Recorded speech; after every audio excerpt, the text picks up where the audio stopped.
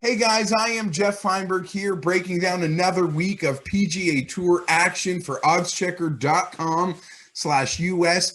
I made my first video for the Honda Classic yesterday. It is up in the OddsChecker video feed, or maybe above in this article. Whichever one, do me a favor, hit like, smash that sub, and leave a comment. Tell me who you think is going to win this week, or tell me anything I say in this video that you agree or disagree with. Tell me which props you might like. Can't wait to break down all the action in the Honda Classic first. But before we do that, I just want to say, golf betting, we do it. We have a lot of fun. There are always some opportunities to risk a little, make a lot. That's what makes it entertaining.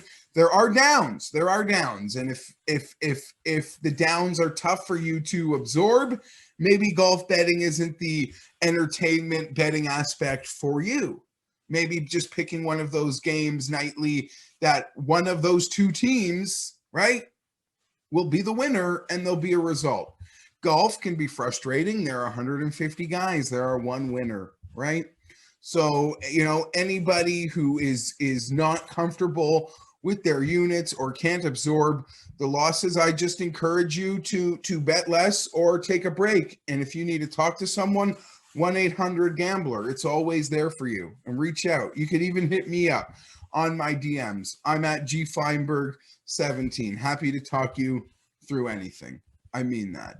Moving along, it is the Honda Classic week, one of the tougher venues on the PGA Tour, year in, year out. Sorry, you just see me like staring down because I've noticed my computer isn't plugged in properly, and now I'm fighting a power bar to do this video, but I don't want to stop the video to maybe make sure it's plugged in, but we're going to get this done. And if not, I'll just have to re-record it. I guess that can be a mystery. The fact that you're watching this version means it probably wasn't re-recorded. Honda Classic, one of the tougher tracks on tour. We saw Sungjae Im win here at 6 under par. We have seen guys win this event at under 10, under a winning score of 10, which is pretty rare these days on the PGA Tour. Brings a lot of guys into play if they could avoid the serious trouble, avoid the water. To win this event, you don't need to go on a birdie barrage like it requires you to do at a plethora of other PGA Tour events.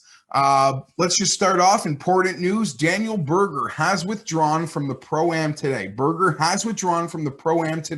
There were rumors throughout the week early on that there is some sort of lingering rib issue with Daniel Berger.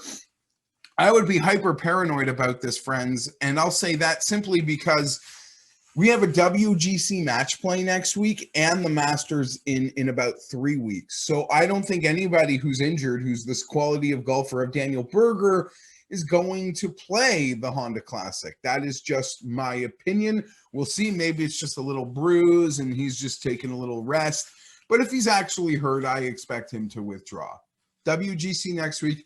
The Masters is coming up. Let's not forget it's WGC match play. I can't wait to watch that, to break that down with you guys. I certainly cannot wait for that, but it requires extra rounds of golf to win, right? There's more than 4 rounds of 18, assuming your matches go the distance, is required. So a lot of golf is required. I would be surprised if Berger plays this week injured with that run of schedule coming up. Match play next week. I'm super excited. Bracket golf. It's March Madness, baby. March Madness and the golf starts next week. March Madness for basketball. You check that odds checker feed. We got the video set up. You follow that. We'll set you up for every slate of games here on oddschecker.com/US. You check the YouTube feed. Those guys, I'm sure, are firing off the videos. Okay.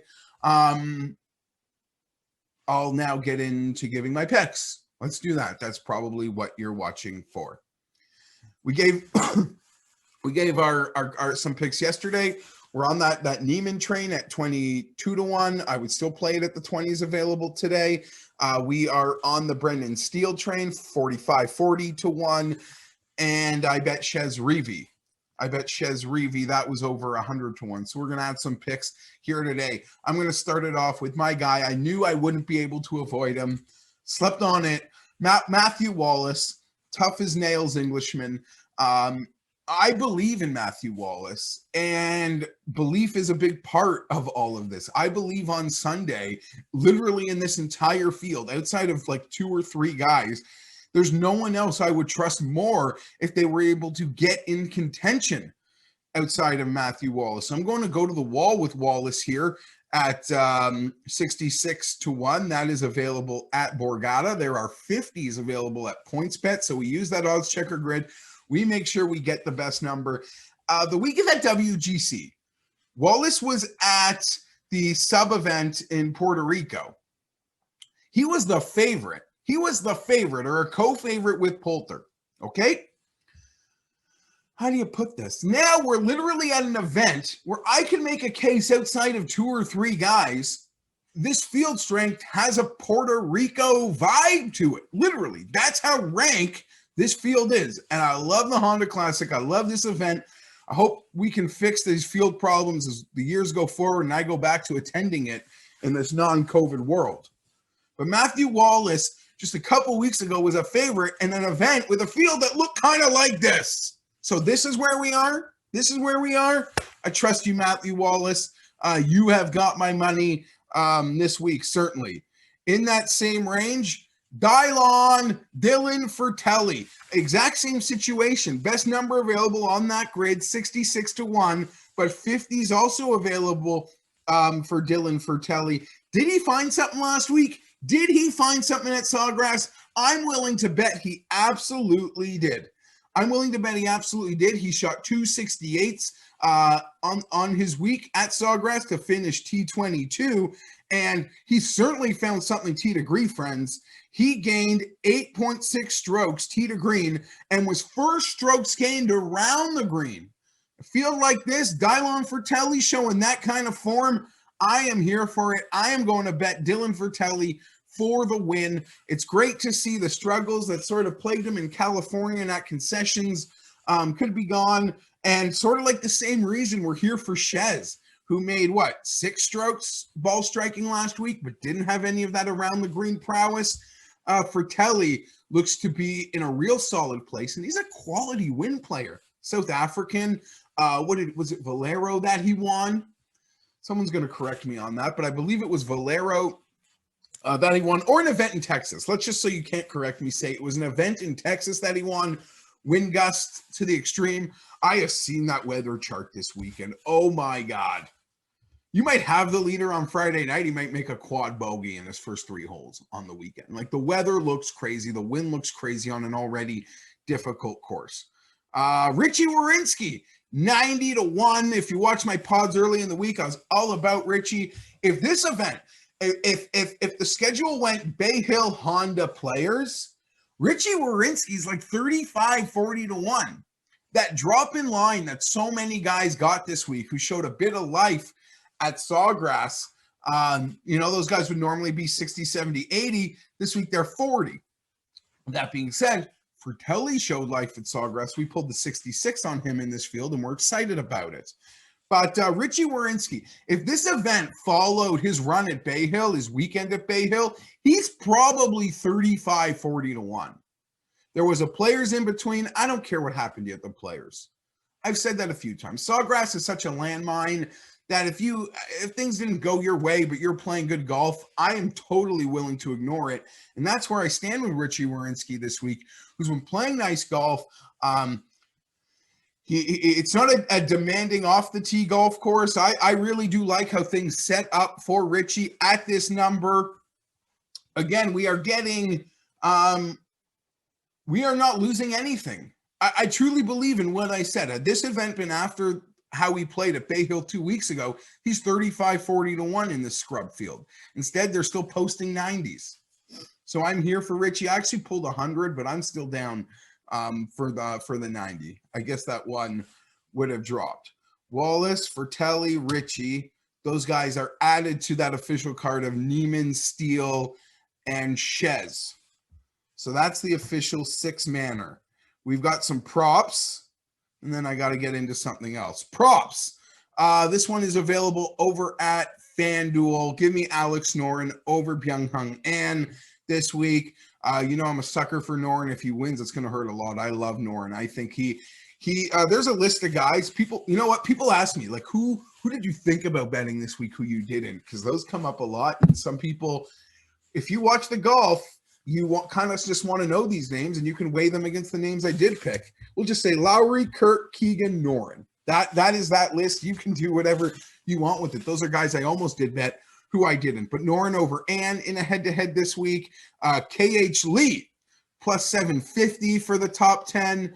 He's got some seconds in Florida. I'm a big fan of this guy. Hopefully Honda becomes a South Korean track, and I think we could see some South Korean vibes from KH Lee this week. Plus 750 on that T10. And Hollywood Tom Hoagie.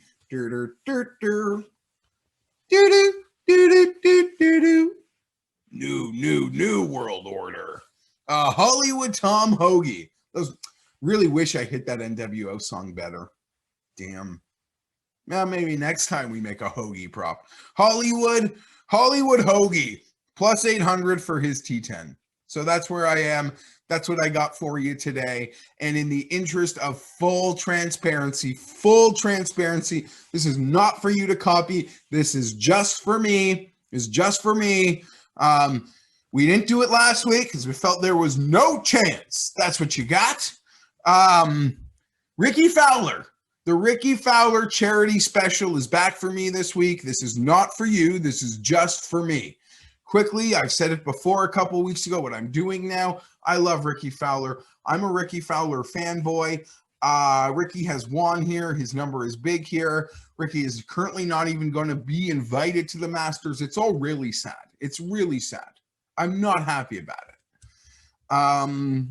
And I got to own that the things aren't going well. So anytime I want to make a wager on Ricky Fowler, I now must also I also now must make a donation to charity.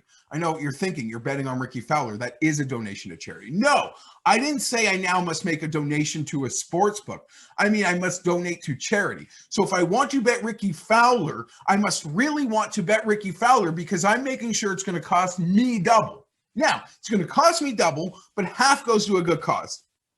We did this at the Bay Hill. And we donated to the Arnie and Winnie Palmer Foundation.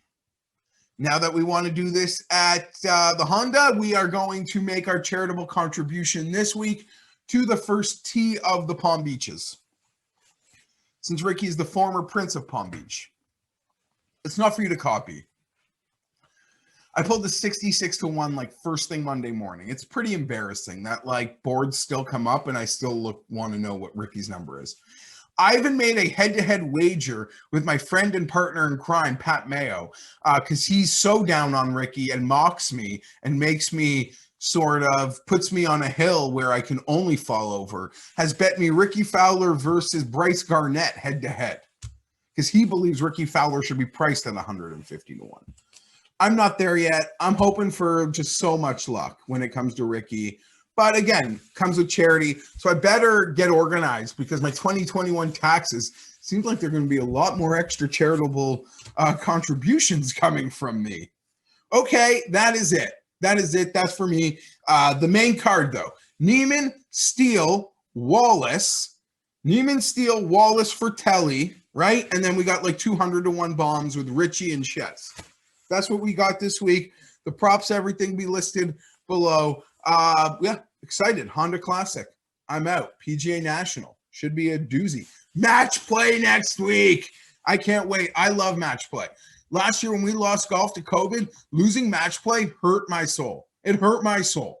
I love it. And it's March Madness. So I'm fired up and I'm out.